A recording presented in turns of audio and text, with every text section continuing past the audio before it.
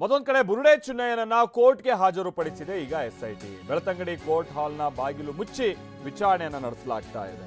So ಟಿ.ಎಚ್. Vijayendra ಅವರು ನ್ಯಾಯಾಧೀಶರು ವಿಚಾರಣೆಯನ್ನ ನಡೆಸ್ತಾ ಇದ್ದಾರೆ. ಈ ಸಂದರ್ಭದಲ್ಲಿ ಕೋರ್ಟ್ ಹಾಲ್ನ ಬಾಗಿಲನ್ನ ಮುಚ್ಚಲಾಗಿದೆ ಅಂತಾನೂ ಕೂಡ ತಿಳಿದು ಬರ್ತಾ ಇದೆ.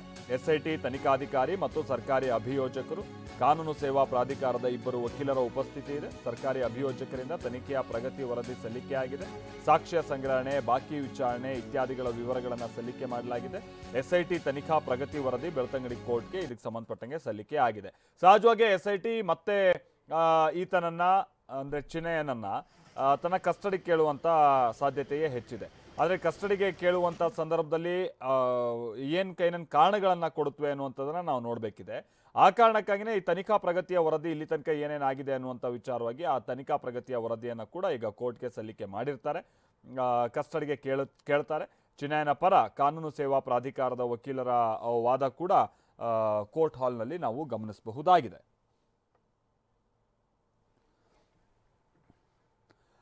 ಮತ್ತೊಂದು ಕಡೆ ಸೌಜನ್ಯ ಕೇಸ್ ವಿಚಾರವಾಗಿ ಮೊನ್ನೆ ಬಿಜೆಪಿಯ ಒಂದು ನಿಯೋಗ ಅವ್ರ ನಿವಾಸಕ್ಕೆ ಹೋಗಿ ಮುಂದೆ ಏನಾದರೂ ನೀವು ಸುಪ್ರೀಂ ಕೋರ್ಟ್ನಲ್ಲಿ ಇದಕ್ಕೆ ಸಂಬಂಧಪಟ್ಟಂಗೆ ಹೋರಾಟ ನಡೆಸೋದಾದ್ರೆ ನಾವೇ ಖರ್ಚು ವೆಚ್ಚ ಭರಿಸ್ತೀವಿ ಎಲ್ಲ ವಿಚಾರ ಹೇಳಿದ್ರಲ್ಲ. ಸರ್ಕಾರದ ಇದಕ್ಕೆ ಸಂಬಂಧಪಟ್ಟಂಗೆ ಅಭಿಪ್ರಾಯ ಏನಿದೆ ಅಥವಾ ನಡೆ ಏನಿದೆ? ಸೌಜನ್ಯ ಕೇಸ್ ಮರು ತನಿಖೆ ಬಗ್ಗೆ ಸರ್ಕಾರ ತೀರ್ಮಾನಿಸಲ್ಲ ಅಂತ ಬೆಂಗಳೂರಿನಲ್ಲಿ ಗೃಹ ಸಚಿವ ಡಾಕ್ಟರ್ ಜಿ ಪರಮೇಶ್ವರ್ ಹೇಳಿಕೆಯನ್ನು ಕೊಟ್ಟಿದ್ದಾರೆ. ಅದನ್ನು ಎಸ್ಐಟಿ ಅಧಿಕಾರಿಗಳು ತೀರ್ಮಾನ ಮಾಡ್ತಾರೆ. ಸೌಜನ್ಯ ಕೇಸ್ ಆರೋಪಿಗಳನ್ನ ಅವರು ವಿಚಾರಣೆಗೆ ಕರೆಸಿರಬಹುದು. ಏನು ವಿಚಾರಣೆ ಮಾಡಿದ್ದಾರೆ ಅಂತ ಹೇಳೋಕ್ಕಾಗಲ್ಲ. ಯಾವ ಉದ್ದೇಶ, ಲಿಂಕ್ ವಿಚಾರ ಇದನ್ನೆಲ್ಲ ತನಿಖೆ ಇಂದನೇ ಗೊತ್ತಾಗಬೇಕಿದೆ ಅಂತಲೂ ಕೂಡ ಪರಮೇಶ್ವರ್ ಹೇಳಿದ್ದಾರೆ.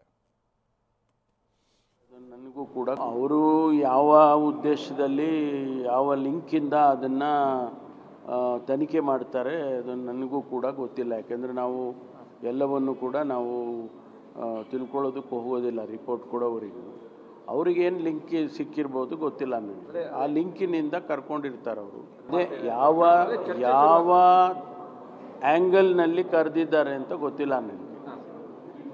ಈ ಒಂದು ಏನು ತನಿಖೆ ನಡೀತಾ ಇದೆ ಇದರಲ್ಲಿ ಏನಾದರೂ ಲಿಂಕ್ ಅವರಿಗೆ ಸಿಕ್ಕಿರ್ಬೋದು ಅಂತ ನನಗನ್ಸುತ್ತೆ. ಅದರಿಂದ ಕರೆದಿರ್ತಾರೆ. ಅಂದರೆ ಸೌಜನ್ಯ ಪ್ರಕರಣಕ್ಕೂ ಇದಕ್ಕೂ ಏನಾದರೂ ತಳಕ ಹಾಕೋತಾರೆ? ಗೊತ್ತಿಲ್ಲ, ಅದನ್ನು ಹೇಳೋಕ್ಕಾಗೋದಿಲ್ಲ. ಸರ್ಕಾರದಿಂದ ಆ ಥರದ್ದೇನೂ ಇದಿಲ್ಲ. ಸರ್ಕಾರ ತೀರ್ಮಾನ ಮಾಡೋದಿಲ್ಲ. ತನಿಖೆ ಮಾಡ್ತಕ್ಕಂಥ SITನವ್ರು ತೀರ್ಮಾನ ಮಾಡ್ತಾರೆ. ಅವರು ಯಾವ ಇದು ಗೃಹ ಸಚಿವರು ಸೌಜನ್ಯ ವಿಚಾರವಾಗಿ ಹೇಳ್ತಾ ಇರುವಂಥ ಅಥವಾ ಸೌಜನ್ಯ ಪ್ರಕರಣಕ್ಕೆ ಸಂಬಂಧಪಟ್ಟಾಗಿನ ತನಿಖೆ ವಿಚಾರವಾಗಿ ಅವ್ರು ಹೇಳ್ತಾ ಇರುವಂಥದ್ದು ಮಾತು.